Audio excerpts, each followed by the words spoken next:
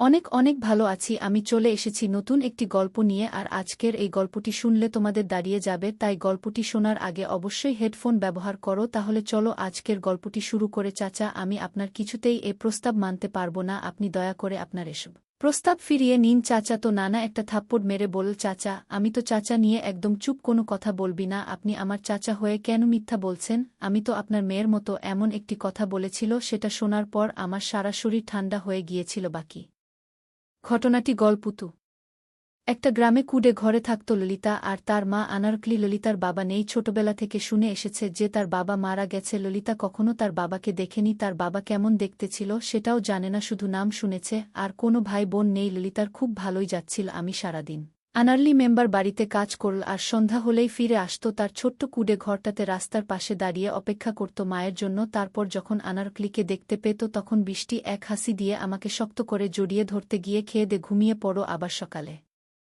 আনারকলি উঠে রান্নাবান্না শেষ করে মেয়ের জন্য খাবার রেডি করে চলে যেত। পড়াশোনায় খুব ভালো ছিল, কারণ তারা খুব ইচ্ছে মায়ের স্বপ্ন পূরণ করা। এবার এসএসসি পরীক্ষা দেবে ললিতা, কিন্তু এর মধ্যেই মা চলে গেল। এখন কোথায় থাকবে, কি করবে, আরও কি পড়াশোনা করতে পারবে ললিতা এখানে উপস্থিত রয়েছে বাড়ির উঠানে ঠান্ডা মাটির উপর শুধু একটা পাতলা চাদর বিছিয়ে রেখেছে। আনারকলিকে মাথার কাছে গিয়ে, কাছে আবার পায়ের কাছে গিয়ে তা গ্রহণ করার জন্য মালিশ করছে। এমন অবস্থা দেখে মধ্যবয়স্ক নারী তার পাশে গিয়ে বসল, স্নেহের হাত ললিতার মাথায় রেখে বলল, কান্দিস না, নিজেকে শান্ত করে, তোর মায়ের আর ও অশান্তি হইব। আর কান্দিস না, মায়ের জন্য দুই হাত তুলে দোয়া কর যাতে সে পরপারে ভালো থাকার। কথা শুনে মাথা তুলে চাইল, যেন কান্না বেড়ে গেল তার গলা ছেড়ে। কাঁদতে কাঁদতে লাগল, ওগো আমার আপন বলতে আর কেউ থাকল না পৃথিবীতে। আমি এখন কার কাছে যাব? কষ্ট পেলে কার কাছে বলবো? কে আমাকে আদর করবে? কে আমাকে শাসন করবে? কার কোলে মাথা রেখে ঘুমাবো? আমার তো সবকিছু শেষ হয়ে গেল। চাচা চিন্তা করিস না ললিতা, আল্লাহ একটা ব্যবস্থা ঠিকই কইরা দিমু। এখান থাইকা বেশি দেরি করা যায় না, তারে মাটি দিয়া খেলা লাগব না,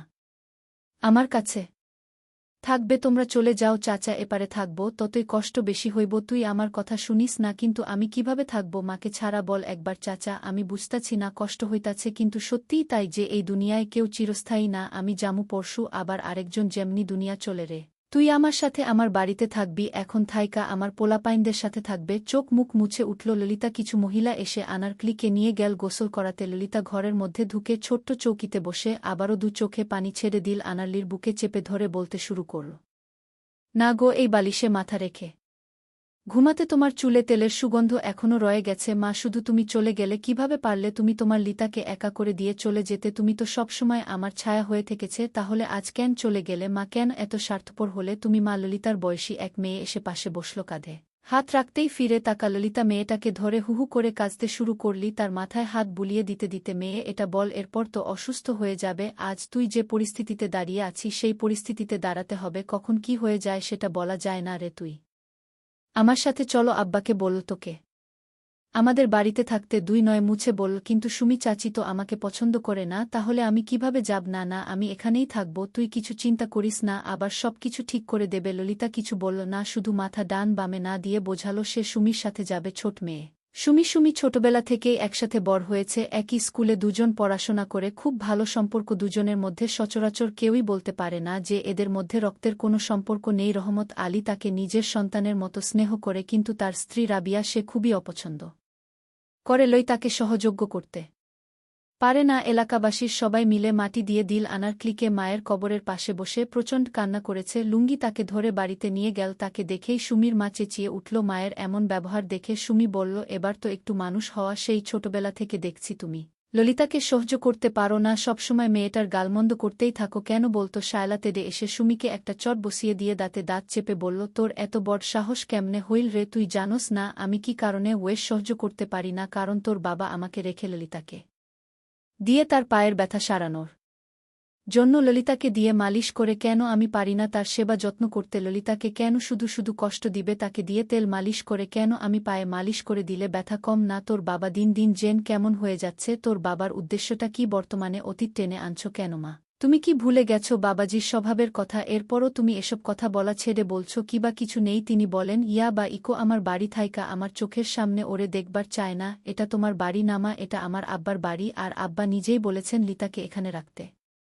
তোর বাপের মনে তো মেলা দয়া, খালি টেহা কামানো ক্ষমতা নাই, নিজের সংসার চলে না, আবার আইছে আরেকজন, এ নিয়ে যথেষ্ট ভালোভাবে চলে। মা, শুধু তোমার মুখে এমন কথা শুনে তুই কিন্তু মেলা কথা কইতাছস শুনি। এর মধ্যেই রহমত আলী চলে এল। তাকে দেখে শালা আরও দ্বিগুণ বেড়ে গেল। রহমত আলী এগিয়ে গেল তাদের দিকে, শায়লার দিকে তাকিয়ে শান্তভাবে বলল, এত চান্স? আর সবেমাত্র মা মইরা গেছে, সারাদিন কিছু খায় নাই, কানছে, এখন কি ওর মন মেজাজ ভালো আছে? কও তুমি এখন ওর আপন বলতে আমরা ছাড়া আর কেউ নাই, বুঝলা কেন তুমি? আমগো পোলা মাইরা আছে, যেদিন আমরা মইরা জামু ঘুমায় আমি প্রথমে ওকে নিয়ে খুব হাসাহাসি করি, কিন্তু আমি দেখি ও সত্যিই ভয় পেয়েছে, কিছুতেই একা ঘুমাতে যাবে না। কিছু উপায় না পেয়ে আমি ওর সাথে শুতে গেলাম। আমার উদ্দেশ্য ছিল এই যে শিমুল ঘুমিয়ে পড়লে আমি নিজের বিছানায় ফিরে আসবে। অনেকক্ষণ হয়ে গেলে আমি ভাবলাম শিমুল ঘুমিয়ে পড়েছে, ওর বিছানা ছেড়ে নিজের বিছানায় চলে এলাম। কিছুক্ষণ পর শিমুল ঘুম থেকে উঠে বসে, আমি দৌড়ে নিজের বিছানা ছুড়ে ওর কাছে গেলাম। ও ভয়ে চিৎকার করছে। আমি শিমুলকে বললাম, কি হয়েছে তোর? শিমুল বলল, আপু তুমি আমাকে রেখে অন্য রুমে চলে গেলে কেন?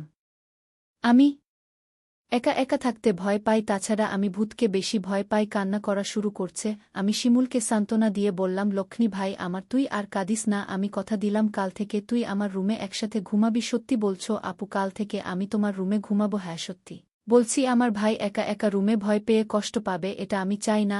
আমি বুঝতে পারলাম ও ভীষণ ভয় পেয়ে আছে। আমি কোনো উপায় দেখলাম না, শিমুলের পাশে শুয়ে পড়লাম। শিমুল কিছুক্ষণ পরে রচিতা করে উঠল। আমি বললাম, কি হয়েছে শিমুল? শিমুল বলল, আপু আমি ভূতের স্বপ্ন দেখেছি। শিমুল তখন ভয় পেয়ে আমি বললাম, আমি তো তোর পাশে আছি। শিমুলকে আমি যতখানি বোকা ভেবেছিলাম, আসলে সে ততখানি বোকা না। এখন থেকে প্রতি রাতে শিমুল আমার রুমে ঘুমায়। একদিন রাতে শিমুল আমাকে এমন একটা কথা বলল, যা শোনার পর আমার দম বন্ধ হয়ে আসছিল। ও আমাকে বলল, আপু তুমি অনেক সুন্দর, আপু আমি তোমাকে বিয়ে করতে চাই।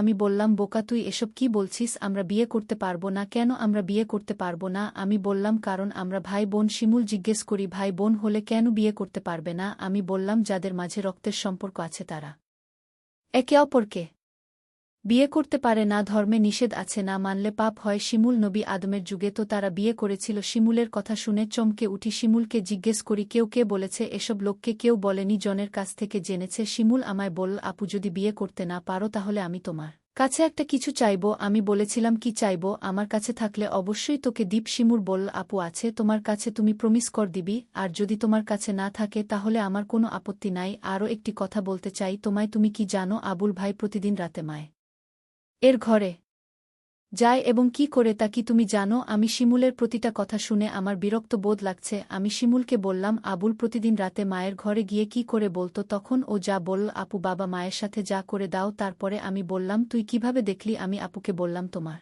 বিশ্বাস হচ্ছে না? আমি ওর কথা বিশ্বাস করতে পারছি না, কারণ আমার সাথে কখনো মিথ্যা বলেনি, কিন্তু নিজের চোখে না দেখলে বিশ্বাস করা যাচ্ছে না। আজ বাবা বাড়ি নেই। শিমুলকে বললাম, আজ বাবা বাড়ি নেই। আজও আবুল দাদা মায়ের ঘরে গিয়েছে কিনা? সে বলল, আবুল দাদাকে মার ঘরে ঢুকতে দেখেছে। আমি সিদ্ধান্ত নিলাম, আবুল মায়ের ঘরে গিয়ে কি করে তার রহস্য জানতে হবে। আবুলকে নিয়ে মায়ের ঘরের সামনে গেলাম। মায়ের ঘরের দরজা ভেতর থেকে লোকপাড়া। আমি কি জানালা দিয়ে চোখ রাখলাম। এ দৃশ্য দেখার পর শিমুলের কথা শতভাগ বিশ্বাস করলাম। শিমুল আমাকে বলবা, আর দাদা এই ঘরে কি করে?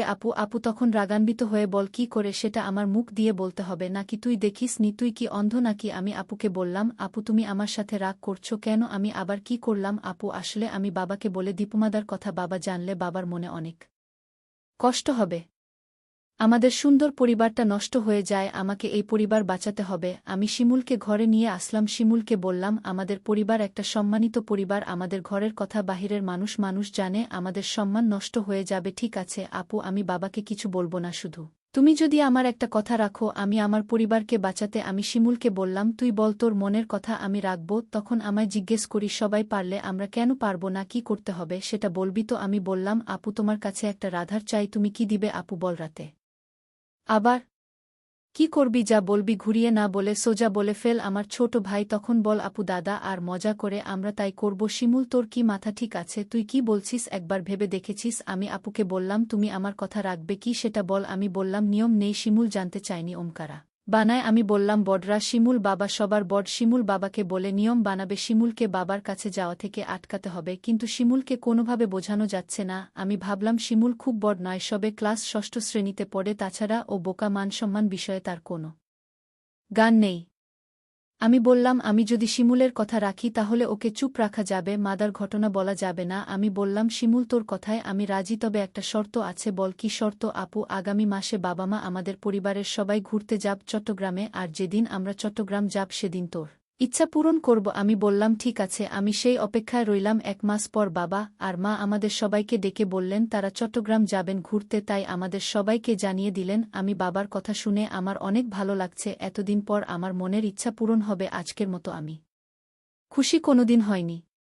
আমরা চট্টগ্রামের উদ্দেশ্য করে রওনা দিলাম। তারপর চট্টগ্রাম এর একটি হোটেলে গিয়ে আমাদের পরিবারের সবাইকে নিয়ে উঠলাম। শুধু 2টো রুম ভাড়া নিতে পারলেন বাবা, আর মা নিজেদের জন্য একটা রুম নিলেন, আর আমাদের 3 ভাই বোনদের জন্য অন্য রুমটা দিলেন। আমরা সারাদিন চট্টগ্রামের দর্শনীয় স্থান ঘুরলাম। সন্ধ্যায় ক্লান্ত হয়ে হোটেলে ফিরলাম। ফ্রেশ হয়ে খাওয়া দাওয়া সেরে যে যার রুমে চলে গেলাম ঘুমানোর জন্য। যে ছিল একটাতে আমি শুলাম আর অন্যটাতে শিমুল আর আবুল দাদা। আমরা সবাই ক্লান্ত ছিলাম, তাই বিছানায় শুতে চোখে ঘুম চলে এলো। আবুল দাদা ঘুমিয়ে গেছে, আমারও ঘুম ধরেছে। এমন সময় শিমুল আমার কাছে চলে বলে, এল আমি কোথায় শোবো? আমার তো আবার ভূতের ভয় লাগে। আমি বললাম